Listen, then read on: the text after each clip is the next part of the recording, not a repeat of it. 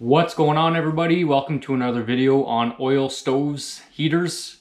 Today we're going to troubleshoot an oil leak. I'll show you in the back here, there's oil dripping from the regulator, and we're going to try and fix it because we have some people coming into the ice shack tomorrow.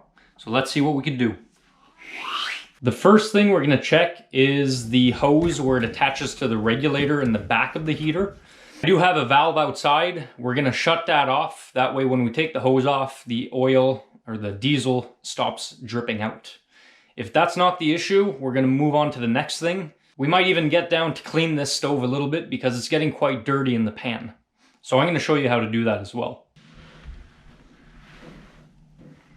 So I think we got lucky today because it seems like the copper hose connection was just loose. So we're gonna tighten it up and see if that helps our situation. If your copper lines or your connections are leaking, what you could do is grab a little bit of Teflon tape, take your connections apart, put this on the thread, wrap it around 2-3 times, and put your connectors back on. Typically it stops leaks because it creates a buffer between the threads. So that was my next step, but I think we fixed it just by tightening the connector. So we got lucky. With the cycles of hot and cold turning on your stove and turning it off, especially here where it becomes -20, -30 degrees Celsius, things tend to loosen up. I think that's what the case was here.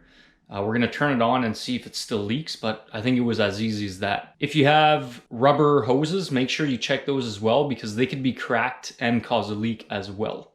If your regulator is leaking, I would disassemble it and check the insides to see if there's anything obvious that's causing the leak. Another place you could look for leaks is in that rod where you push and pull and twist to make sure there's no obstruction in the oil orifice. Sometimes if you pull it out all the way, there's a little seal on it and it'll start leaking. So make sure you push it in, pull it out, and see if that's the cause of your leak.